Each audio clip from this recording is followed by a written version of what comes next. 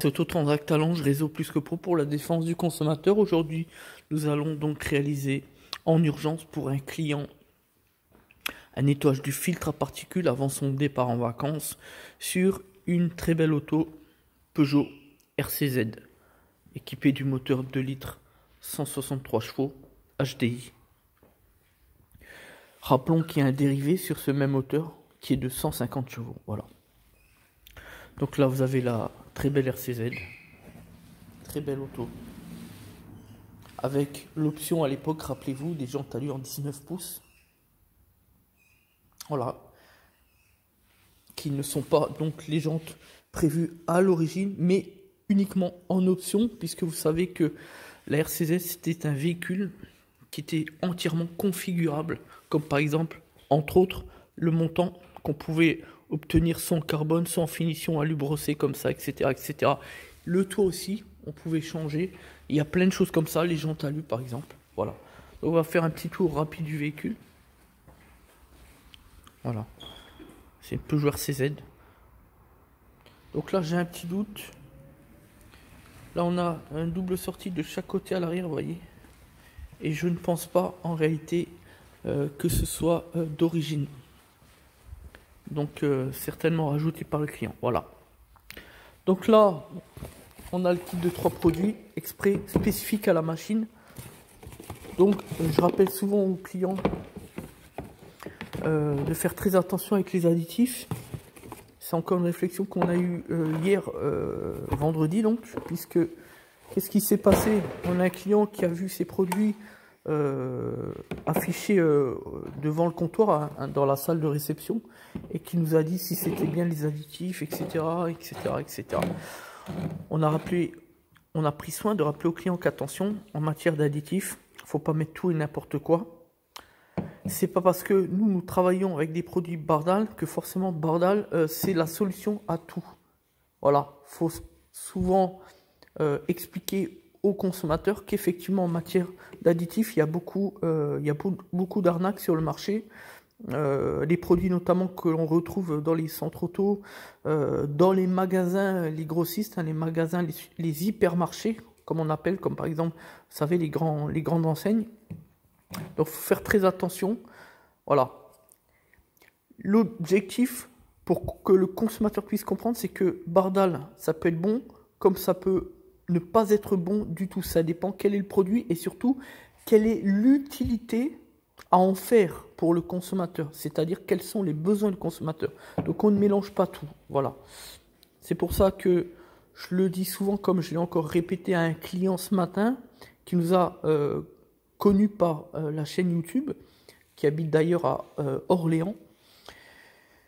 Et donc, on lui avait expliqué qu'attention, n'écoutez pas les pseudo-youtubeurs, ce sont des gens qui ne connaissent rien au métier de l'automobile, mais qui sont juste là pour vendre des pseudo-vidéos, pour faire des vues et donc en retirer un profit financier pécuniaire. Voilà, faut le rappeler. Mais écoutez plutôt le conseil, c'est du bon sens, d'un véritable professionnel qui a pignon sur rue. Voilà. Puisqu'on avait un client qui avait le doute quant à savoir, oui, mais qui croire? Eh bien, je lui ai rappelé une règle de bon sens, hein, pas besoin d'être juriste pour cela. Le bon sens, c'est au lieu d'écouter à tout va les vidéos, les youtubeurs, les forums, ce qui est dit un petit peu partout finalement sur le net, rendez-vous chez un véritable professionnel de l'automobile, notamment ceux membres du réseau Plus que Pro. Plusquepro.fr, c'est pas très difficile, pour obtenir la bonne information. Parce que souvent sur Internet, sur YouTube, sur les forums, vous allez avoir plutôt de la désinformation, c'est-à-dire de l'intox, alors qu'en réalité, le consommateur, lui, recherche la bonne information. Et la bonne information, on ne la trouvera pas chez les pseudo-youtubeurs, on la trouvera chez nous, ou en tout cas, à minima, auprès d'une véritable entreprise du secteur automobile, un vrai professionnel de l'automobile. Voilà. Alors, maintenant, ce qu'on va faire, on va lever le véhicule sur le pont. On va lever le véhicule. On va alimenter la machine avec les prises ici. Plus, moins, rien d'extraordinaire jusque-là. Après la durite là, on va la connecter sur le capteur pression différentiel échappement, enfin l'une des deux durites qui part à direction du filtre à particules.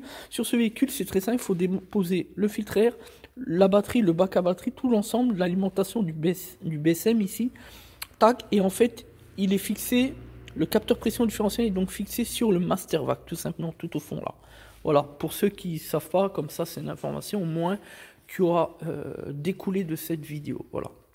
Après, je le rappelle, notre objectif, c'est un principe de transparence pour restaurer la confiance avec nos consommateurs. On n'est pas là pour informer les gens, les particuliers, comment faire leurs travaux eux-mêmes, évidemment, vous l'avez compris. Donc, n'essayez pas de nous contacter à travers notre chaîne pour essayer de shipper des informations intéressantes, puisque c'est pas notre objectif. On n'est pas là pour ça. On est une entreprise, pas une association caritative. Donc, essayez de comprendre un minimum que on n'est pas là pour faire gagner de l'argent en particulier, mais au contraire qu'ils viennent chez nous parce qu'on est une entreprise, et une entreprise doit faire du bénéfice pour fonctionner, et ça tout le monde l'a compris, même les détracteurs, même ceux qui nous apprécient le moins. Et en tout cas, plus on en a des détracteurs, et mieux c'est, parce que ça prouve que notre action, elle est légitime, elle est noble et elle fonctionne. Voilà, on n'est pas là pour informer les gens, on est juste là pour les protéger contre les imposteurs, les escrocs. On est là pour faire notre métier, pour être transparent, pour inciter les gens à venir chez nous, pour qu'ils puissent enfin comprendre qu'il y a des gens qui sont sérieux, des professionnels responsables. Voilà, tout simplement, comme nous ou comme tant d'autres évidemment. Voilà, d'une manière générale, vous cherchez un véritable professionnel de l'automobile ou d'autres activités, rendez-vous sur le site internet plusquepro.fr, tout simplement. Je ne dirai pas plus, merci. Donc là, ce qu'on a fait, on a branché la machine, hein, on a levé le pont pour le véhicule, donc on se retrouve en dessous le véhicule, vous voyez. Et ce qu'on a fait, plutôt que de déposer le bac à batterie, la batterie, tout le cinéma là-haut en haut, eh ben on s'est dit, on va essayer de voir au niveau du filtre à particules, parce que effectivement, il me semblait bien qu'il y avait une entrée adaptée pour intervenir directement dessus. Vous voyez ici, voilà, donc là on est sur la durite de la machine et on va venir se brancher directement sur l'entrée ici, le tuyau rigide du FAP, vous voyez, qui arrive directement à l'entrée ici. Voilà, ça c'est l'entrée, et la sortie du FAP c'est celle-ci. Voilà, donc ces deux tuyaux, ils permettent simplement, à l'appui du capteur pression différentielle, de mesurer, à l'appui d'un algorithme stratégique, la pression résiduelle interfap, tout simplement. Voilà. Donc là, on a branché la durite sur l'entrée, sur le FAP, et l'autre bout qui part au capteur, le voilà. Vous voyez, ici, on l'a débranché, ce qui est tout logique. Voilà, donc on a juste mis un collet réalisant pour serrer. On sait que de toute manière, la pression des produits que nous allons injecter à 16 bars, ça tient, on le sait par expérience. Voilà. Donc on a bien serré quand même le collet réalisant, mais ça suffit. Voilà. Donc, avec la lumière, vous voyez un peu mieux. Tac. Voilà, la durite qui repart à la machine. Donc maintenant, on va descendre le véhicule, tout simplement. Et on va commencer la procédure. Donc on n'oublie pas une chose, un point essentiel, c'est que contrairement aux stratégies liées au décalaminage par actif d'hydrogène, avec le nettoyage FAP, il faut que le moteur ne soit pas chaud, mais plutôt, on va dire, à mi-température, comme c'est le cas ici, tout simplement. Voilà, pour que justement les produits fassent le plus d'effet possible. Donc là, on descend le pont. On va faire direct caméra. On fait attention évidemment aux tuyaux. L'objectif, c'est pas que ça bouge, pas que ça force, donc on fait attention. Donc nous on sait que ça va parce que bon, on a l'habitude.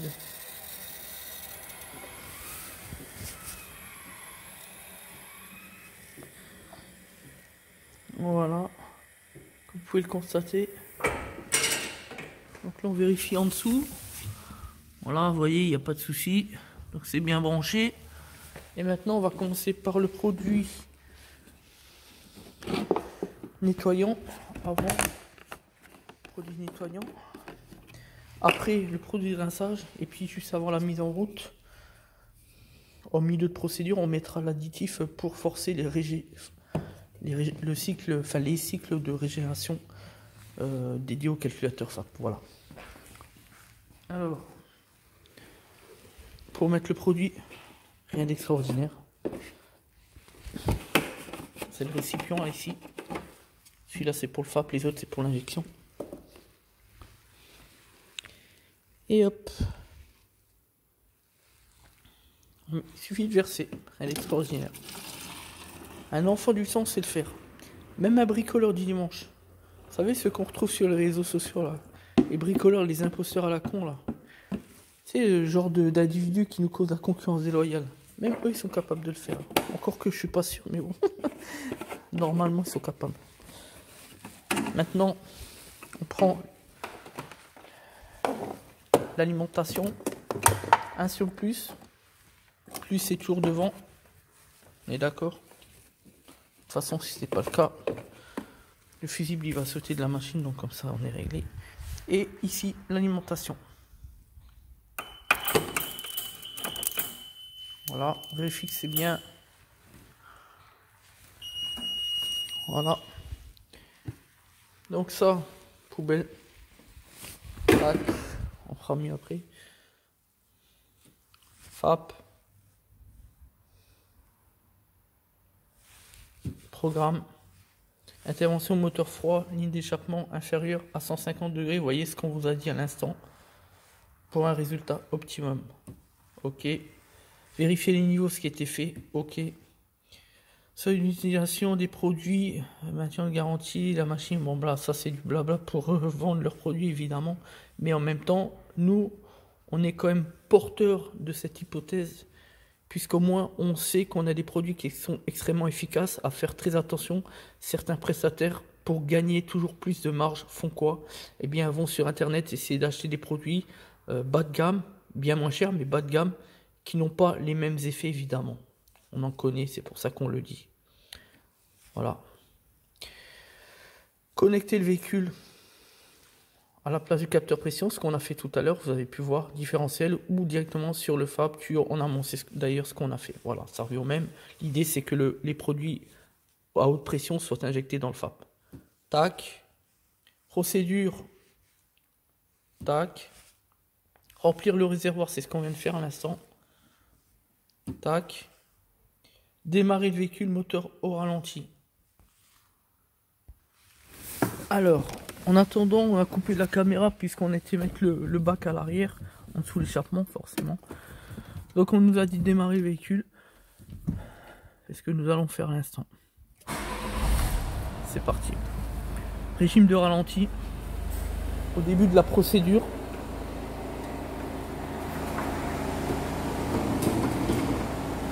Voilà. Donc voilà, alimenter, tac tac.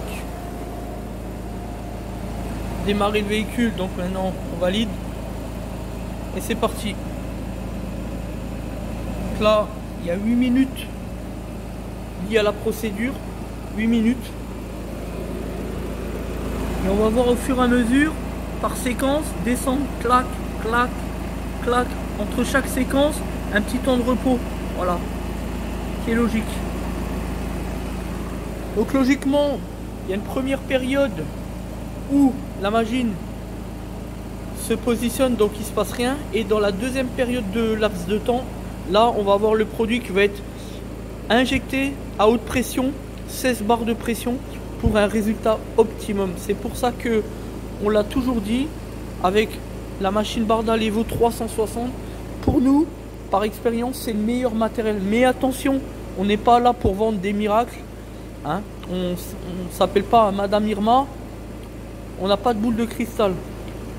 C'est pour ça qu'il faut toujours, dans un premier temps, analyser par le diagnostic les mesures paramètres, chaque véhicule différent, au cas par cas. On analyse, on fait le point et on regarde pour donner un environnement de résultat pour le consommateur, pour le client. Parce que des fois, on peut très bien être sur de la suie qui va partir facilement dans le FAP, le filtre à particules, ou alors d'autres fois, eh bien, avec de la suie qui est comme du ciment, et là, pas de miracle. Voilà pourquoi la jurisprudence se positionne et donne raison aux garagistes sur le principe de l'obligation de résultat qui ne s'applique pas en matière de dépollution et nettoyage moteur, ce qui est normal. Voilà, peu importe le prix, on a souvent eu, enfin pas souvent, mais quelquefois eu des gens qui nous disaient ah oui, mais 200 € le nettoyage du filtre à particules avec la machine, mais vous n'avez pas de garantie. Oui, ben c'est comme ça. La garantie n'est pas fusée sur la hauteur du prix, du tarif. Ça n'a absolument rien à voir, c'est deux choses différentes, il faut le comprendre. C'est pas nous qui le disons, c'est la jurisprudence. Voilà. Nous, on fait que relayer cette information.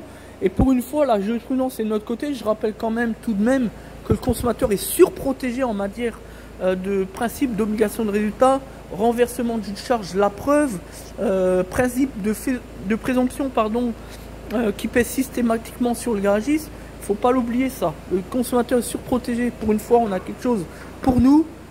Eh bien, c'est une bonne chose. Merci le législateur et la jurisprudence. Merci les tribunaux. Voilà. Et d'ailleurs, c'est du bon sens. Il n'y a pas besoin d'avoir fait Harvard 2 ans pour le comprendre. Le consommateur est très bien en faculté de comprendre, s'il est objectif, que quand on n'intervient pas nous-mêmes dans le filtre à particules, puisque c'est la machine, on ne peut pas tout maîtriser, tout savoir. Et justement, est-ce que ça a fonctionné ou pas? Est-ce que l'encrassement va partir facilement ou pas? On n'est pas dedans, on ne peut pas savoir. Voilà pourquoi la jurisprudence s'est positionnée de notre côté. Donc là, on laisse faire. Vous voyez, vous avez pu voir, ça a bien descendu déjà. Vous voyez, on va essayer de vous montrer. Voilà, là ça descend, on voit bien. À l'œil nu. Vous voyez? Voilà. Donc rendez-vous dans quelques instants pour la phase de rinçage avec ce qui fait de mieux sur le marché, Bardal Evo 360.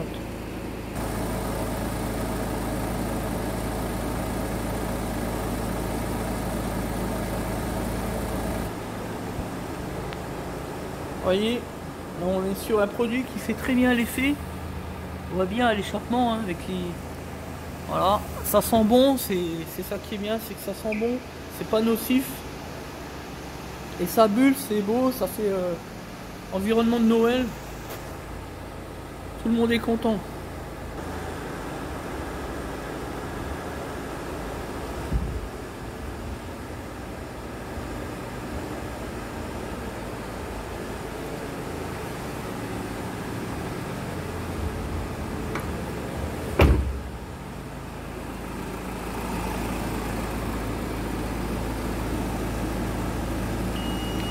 Voilà, donc là on vient de terminer la procédure.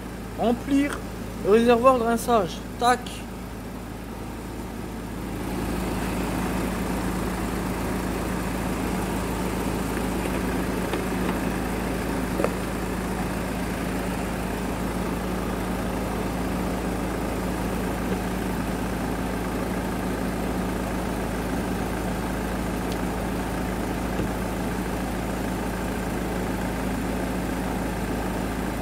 Voilà. Bien rempli. À rabord. Cette fois-ci, on est sur la contenance totale hein, des 2 litres. Alors que sur le rinçage, on est sur le nettoyage, le produit nettoyage, on est à 1 litre, la moitié. Donc voilà. Donc maintenant, on nous dit accélérer à 2500 tours. Donc on va mettre une cale, 2500 tours pendant toute la durée, c'est parti. Voilà. Donc là 3 minutes. Et ensuite une seconde phase encore à 3 minutes. Première c'est pour la chauffe et la deuxième c'est pour le rinçage du produit.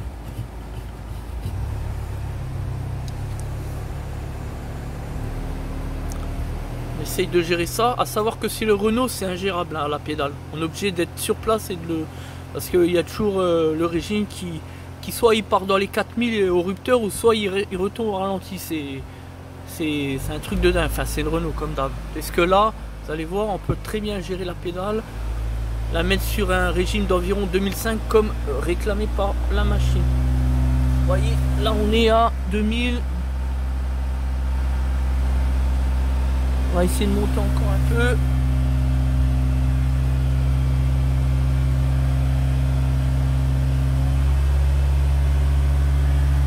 Voilà, c'est très bien. Après, c'est pas nécessaire non plus d'être à 2005. Voilà, là 2002, c'est bien 2100.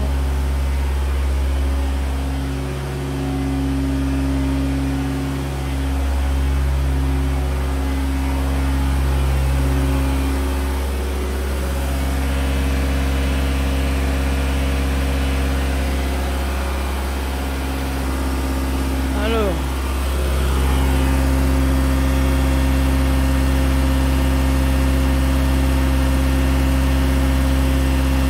Là, on voit le niveau descendre.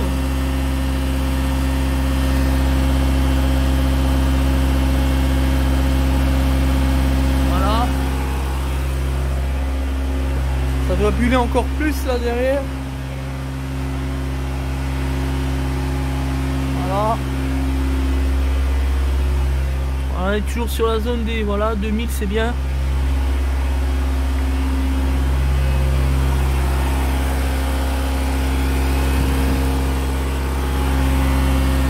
On est en train de descendre là.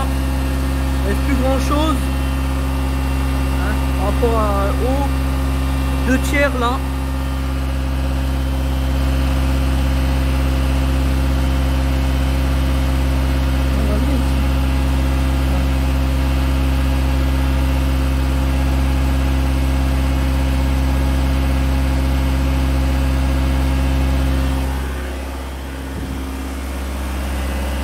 Il reste plus qu'1 minute et 30 secondes.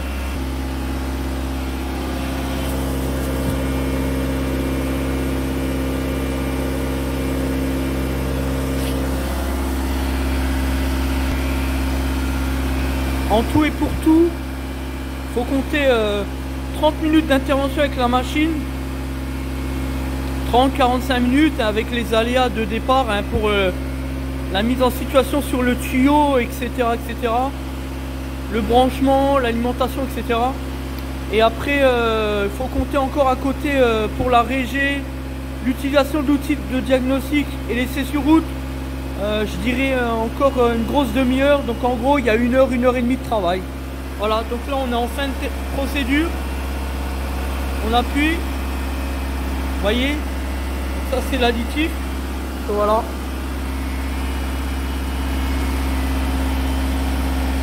Faire l'essai sur route et voilà, c'est la fin. Voilà, puis après on fera le rinçage de la machine. Voilà.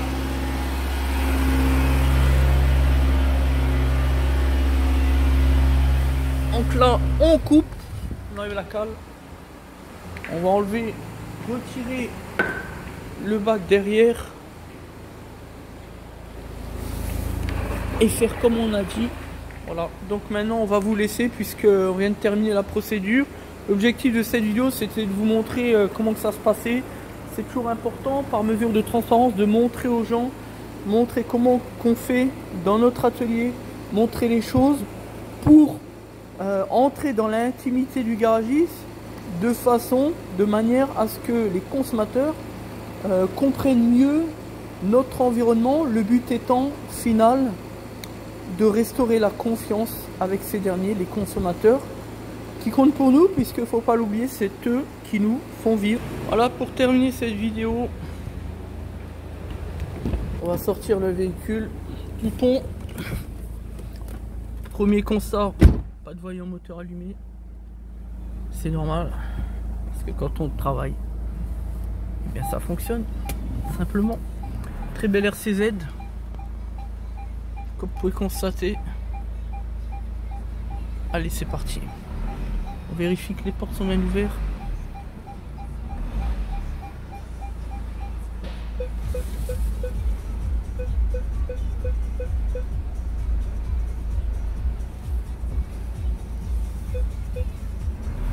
Voilà.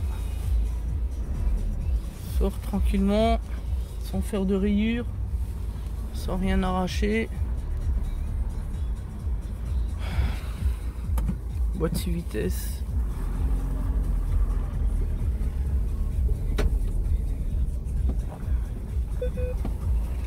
Et on va terminer le reste de l'intervention, c'est-à-dire outil diagnostic, contrôle paramètres, les défauts. dans le calculateur FAP et calculateur d'injection. Et enfin laisser sur route après la régénération forcée, tout simplement. Voilà.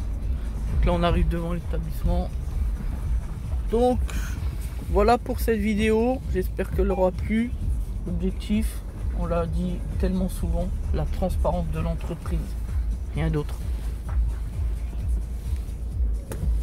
Merci de nous faire confiance.